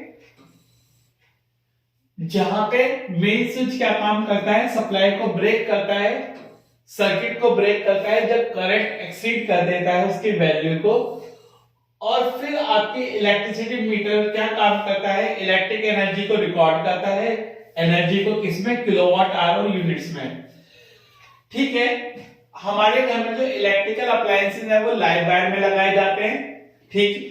जहां से करंट पास होता है आपके मेन फ्यूज से, जिसका काम क्या होता है, मेन फ्यूज का काम ये होता है कि अगर सर्किट में इलेक्ट्रिसिटी सप्लाई ज्यादा हो गई या जो लिमिटेड वैल्यू है, जो एक्सीडेड वैल्यू से ज्यादा हो गई, या जितनी वैल्यू लिमिटेड है उससे ज्यादा हो गई, तो वो सर्किट को क्या कर देगा, ब्रेक कर देगा।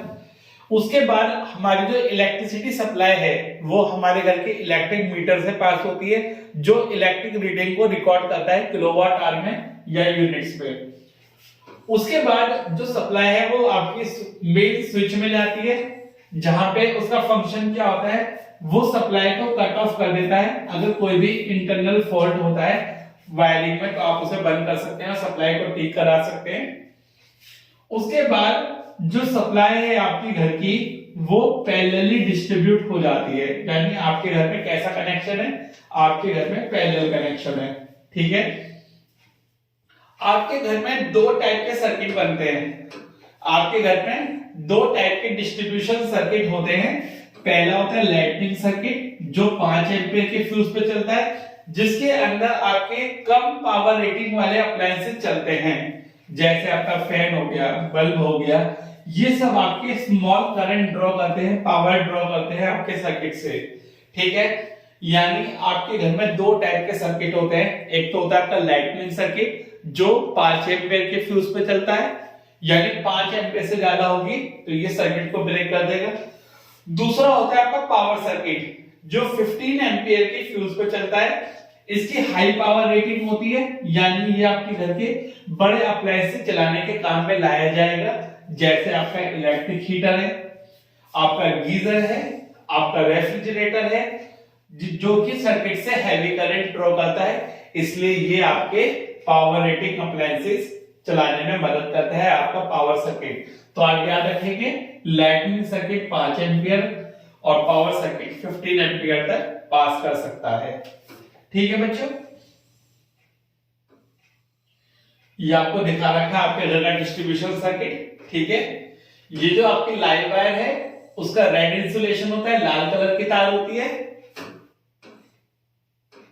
ठीक है, जो न्यूट्रल वायर होता है वो ब्लैक कलर की तार होती है, और जो अर्थ वायर होता है वो ग्रीन कलर की तार आपकी होती है। आपको पता है जो एक वायर है उसके अंदर 3 तार होते हैं बच्चों।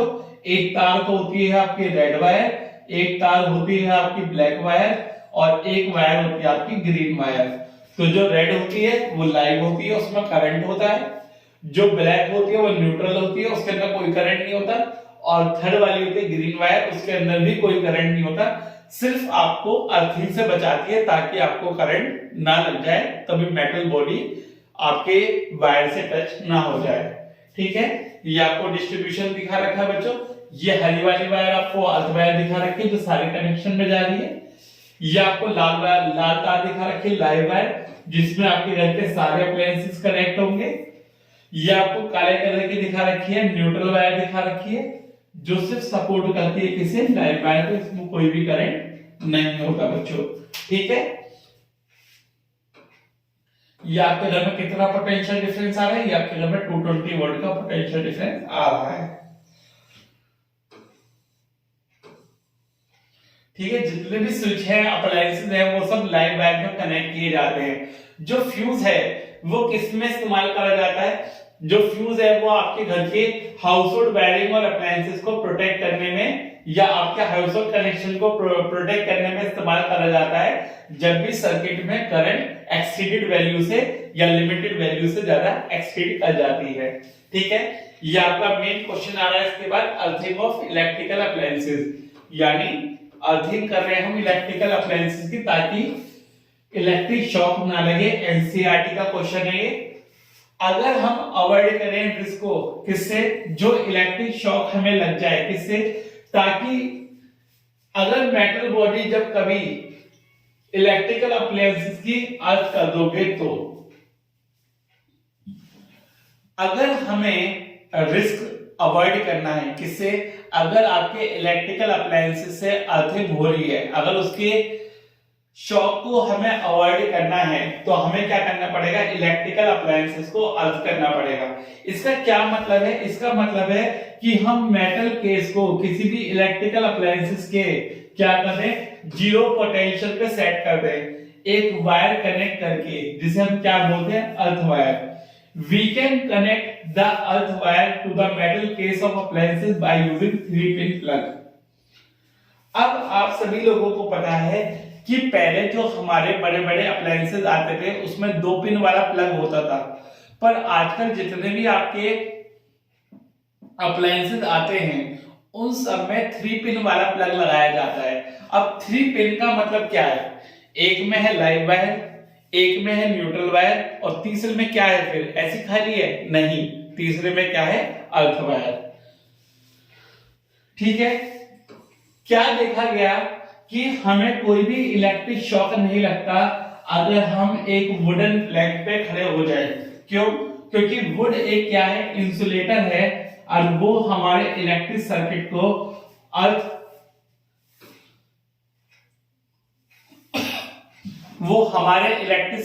अर्थ कर देगा, जिसकी वजह से हमारे अंदर करंट पास नहीं होगा, यानी सर्किट कंप्लीट नहीं होगा। ठीक है, वुड एक इंसुलेटर है और आपका जो अर्थिंग है या जो कंप्लीट सर्किट है वो पूरा नहीं हो पाएगा और हमारे बॉडी के थ्रू करंट पास नहीं होगा। ठीक है, अब जो इलेक्ट्रिक करंट है वो लार्ज अमाउंट में अगर सर्किट में फ्लो कर रहा है डोमेस्टिक सर्किट में, तो उसके अंदर 2 चीजें हो सकती हैं, या तो शॉर्ट सर्किट होगा या ओवरलोडिंग होगा। ठीक है, इंपॉर्टेंट टॉपिक है, पेपर में आने लायक है कि शॉर्ट सर्किट क्या होता है। बच्चों, शॉर्ट सर्किट एनसीईआरटी का क्वेश्चन है सीधा सीधा। शॉर्ट सर्किट का मतलब क्या है? जो प्लास्टिक कवरिंग है, जो प्लास्टिक इंसुलेशन है किसी भी लाइव वायर की और न्यूट्रल वायर की, वो टर्न हो गई है। टर्न होने का मतलब जल गई है, वो जल गई है, जिसकी वजह से दोनों के दोनों वायर आपस में टच हो गए हैं एक दूसरे से, जिससे हैवी करंट सर्किट में ड्रॉ हो रहा है। और हैवी करंट होने का मतलब क्या है? हैवी हीटिंग, हाई हीटिंग, जिसकी वजह से स्पार्कलिंग हुई, यानी कि स्पार्क हुआ आपकी वायर में, वायर जलना स्टार्ट हो गई, तो क्या हो गया? शॉर्ट सर्किट हो गया। ठीक है, वो इतना ज्यादा डेंजरसली हीट कर जाता है जिससे आपके सर्किट में फायर स्टार्ट हो जाती है। ठीक, दूसरा टॉपिक आता है आपका ओवरलोडिंग। ओवरलोडिंग का मतलब क्या है कि आपने एक ही सिंगल सॉकेट में बहुत सारे अप्लायंसेस कनेक्ट कर दिए, जिससे सर्किट से हैवी करंट ड्रॉ हो रहा है। हैवी करंट ड्रॉ होने का मतलब क्या है कि ज्यादा हीटिंग हो रही है, जिससे स्पार्कलिंग हुई। ठीक है, तो आपका ओवरलोडिंग हो गया। तो ओवरलोडिंग से भी सर्किट में आग लग सकती है। राइट, आप एक बार पढ़ लीजिएगा नोट से कि अगर बहुत सारे अप्लायंसेस एक सिंगल सॉकेट से कनेक्ट कर दी है तो ओवरलोडिंग हो जाएगा, जिसकी वजह से एक्सट्रीमली लार्ज करंट आपके सर्किट से ड्रॉ होगा। जो कॉपर वायर है हाउस होल्ड वायरिंग की, वो बहुत ज्यादा हीट हो जाएगी हाई टेम्परेचर पे, और सर्किट में फायर स्टार्ट हो जाएगा।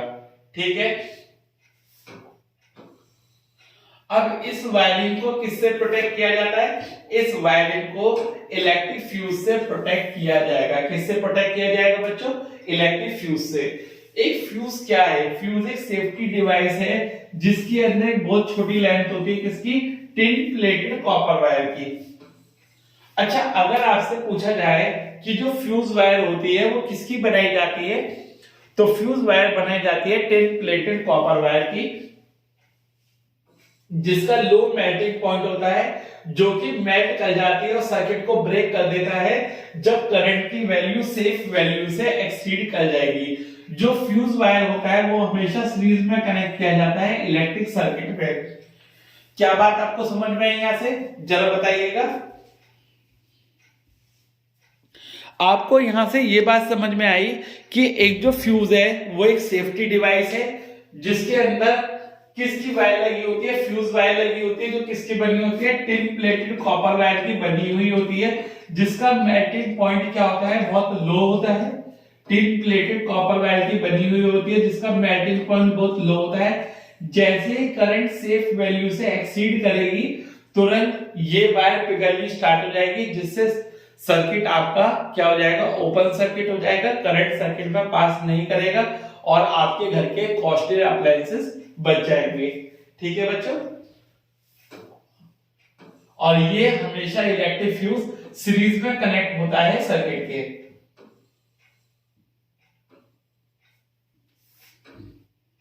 ठीक है, जब भी सर्किट में शॉर्ट सर्किट होगा तो जो करंट की वैल्यू है वो बहुत लार्ज हो जाएगी, जिससे वो क्या करेगा? जिससे आपका जो फ्यूज वायर है वो बहुत ज्यादा क्या होगा? हीट अप होगा, मेल्ट कर जाएगा, सर्किट को ब्रेक कर देगा, जिससे आपकी इलेक्ट्रिक सप्लाई एकदम स्विच ऑफ हो जाएगी और आपके घर में डैमेज होने से जो हाउस होल्ड अप्लायंसेस हैं वो बच जाएंगे। ठीक है, यही मैं आपको पहले बता चुका हूं। प्योर कॉपर वायर का इस्तेमाल नहीं करा जाएगा फ्यूज वायर बनाने के लिए, क्योंकि उसका मेल्टिंग पॉइंट ज्यादा होगा, जिससे सर्किट को वो ब्रेक नहीं करेगा और सर्किट में शॉर्ट सर्किट हो जाएगा, जिसकी वजह से हाई करंट आपके सर्किट में फ्लो कर जाएगा। तो इसलिए प्योर कॉपर वायर का ना इस्तेमाल करके किसका इस्तेमाल किया जाएगा? टिन प्लेटेड कॉपर वायर का। Now the next topic is what is MCB? MCB stand for Miniature Circuit Breaker। अच्छा, बहुत सारे बच्चे इसे मेन सर्किट ब्रेकर बोलते हैं, पर ये मिनिएचर सर्किट ब्रेकर बच्चों होता है। ये क्या काम करता है? ये फ्यूज वायर की जगह लगाया जाता है मेन सर्किट में। इसका काम क्या होता है? इलेक्ट्रिसिटी सप्लाई को कट ऑफ करना इमीडिएटली जब भी सर्किट में कोई भी फॉल्ट ओकर होगा। जब भी सर्किट में कोई भी फॉल्ट होने वाला है या होगा, उसे रोकने के लिए हम एमसीबी लगा देते हैं। तो एमसीबी बंद कर दीजिए ताकि आपके घर में आगे फर्दर फॉल्टिंग होने से रुक जाए। Now the next topic is hazards of electricity। hazards क्या होते हैं? These are the dangers of electricity। Electricity से क्या क्या खतरे होते हैं। अगर एक पर्सन गलती से लाइव वायर को टच कर देता है तो उसे सीवियर इलेक्ट्रिक शॉक लग सकता है या वो उसकी जान भी ले सकता है। अगर किसी हाउस होल्ड वायरिंग में डिफेक्ट है, डिफेक्ट कैसा डिफेक्ट, जैसे कोई भी एक लूज कनेक्शन हो सकता है, डिफेक्टिव स्विचेस लगाए जा सकते हैं या स्विच लगे लगे डिफेक्टिव हो गए हैं, सॉकेट डिफेक्टिव है, प्लग डिफेक्टिव है, जिससे सर्किट में स्पार्कलिंग हो सकती है और आग लग सकती है। इन्हें प्रोटेक्ट करने के लिए या इनसे बचने के लिए हमें कुछ प्रिकॉशंस लेने होंगे। ये क्या क्या प्रिकॉशंस है जरा देखिएगा। सबसे पहले प्रिकॉशन लिया जाएगा क्या, सबसे पहले प्रिकॉशन लिया जाएगा अगर किसी पर्सन को एक्सीडेंटली लाइव वायर टच कर दिया है और घर में फायर स्टार्ट हो गई है तो इमीडिएटली क्या काम करें, मेन स्विच को बंद कर दें ताकि आपकी further electricity supply cut off हो जाए, एकदम रुक जाए। अगर पर्सन को लाइव वायर टच कर दिया है तो उसे तुरंत इंसुलेटेड सपोर्ट दिया जाए। कैसा इंसुलेटेड सपोर्ट, या तो उसे वुड टच कराई जाए, प्लास्टिक टच कराई जाए या रबर टच कराई जाए। जितने भी इलेक्ट्रिकल अप्लायंसेस हैं उन्हें अर्थ करा जाए, यानी उन्हें अर्थ से कनेक्ट किया जाए, अर्थ कनेक्शन दिया जाए ताकि हमें इलेक्ट्रिक शॉक से बचाया जा सके या किसी भी पर्सन को इलेक्ट्रिक शॉक से बचाया जा सके। हमें कभी भी स्विचेस को या सॉकेट्स को वेट हैंड से, गीले हाथों से ऑपरेट नहीं करना चाहिए क्योंकि उसके अंदर वाटर होता है और वाटर इलेक्ट्रिसिटी को कंडक्ट करता है जिससे हमें इलेक्ट्रिक शॉक लग सकता है। तो हमें कभी भी स्विचेस को या सॉकेट्स को वेट हैंड से, गीले हाथों से नहीं टच करना चाहिए, अदरवाइज क्या होगा, हमें इलेक्ट्रिक शॉक लगने का खतरा बना रहेगा बच्चों। ठीक है, जितने भी वायर है, कनेक्शंस हैं, सॉकेट्स हैं, प्लग हैं, वो सब टाइट होने चाहिए।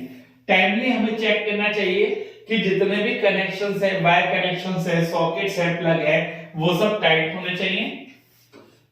जो आपके घर के हाउस होल्ड वायरिंग है वो आपकी गुड क्वालिटी वायरिंग से होनी चाहिए, जिनके प्रॉपर थिकनेस होनी चाहिए, प्रॉपर इंसुलेशन होनी चाहिए। जो हमारे घर में हाउस होल्ड वायरिंग है, जो हमारे घर में हाउस होल्ड वायरिंग है वो सब गुड क्वालिटी वायरिंग होनी चाहिए। क्या होनी चाहिए, गुड क्वालिटी की होनी चाहिए, एक प्रॉपर थिकनेस होनी चाहिए, एक प्रॉपर इंसुलेशन यानी एक प्रॉपर प्लास्टिक ऊपर जो पीवीसी की कोटिंग होती है वो एक प्रॉपर कोटिंग होनी चाहिए, राइट। आईएसआई मार्क वाला आपका वायर होना चाहिए, राइट बच्चों। ये आपके एनसीईआरटी बुक क्वेश्चंस हैं जो आपके पीडीएफ में मैंने डाल के दिए हैं। आप सारी थ्योरी पढ़ने के बाद जो मैंने आपको पढ़ाई है आप ये एनसीईआरटी क्वेश्चन सारे ट्राई कीजिएगा।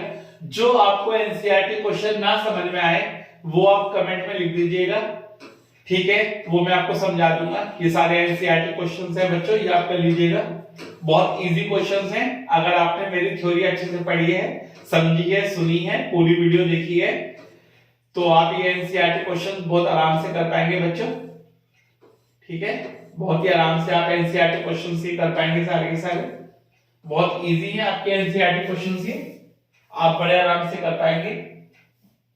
जो क्वेश्चन आपको समझ ना आए बच्चों वो आप मुझसे पूछ सकते हैं कमेंट बॉक्स में लिख के, ठीक है। ये हमारा पता है जिज्ञासा क्लासेस ऑफलाइन सेंटर मेरठ, आप यहां से भी कांटेक्ट कर सकते हैं। जिज्ञासा online classes for science and math, या हमारी क्लासेस 3rd to 8th तक ऑल सब्जेक्ट्स के लिए कराई जाती है। क्लास 9 10th की अपेक्षा बैच और परिवर्तन बैच, क्लास 11th और 12th science commerce and humanities सभी सब्जेक्ट के लिए आप कांटेक्ट कर सकते हैं इंजीनियर सागर सर को या वाजिद सर को कांटेक्ट करके आप ज्वाइन कर सकते हैं जिज्ञासा क्लासेस मेरठ में ऑफलाइन सेंटर में और ऑनलाइन क्लासेस में। So see you students in the next video for the next with the next chapter. So keep on learning with Jigyasa classes. Bye bye, take care students.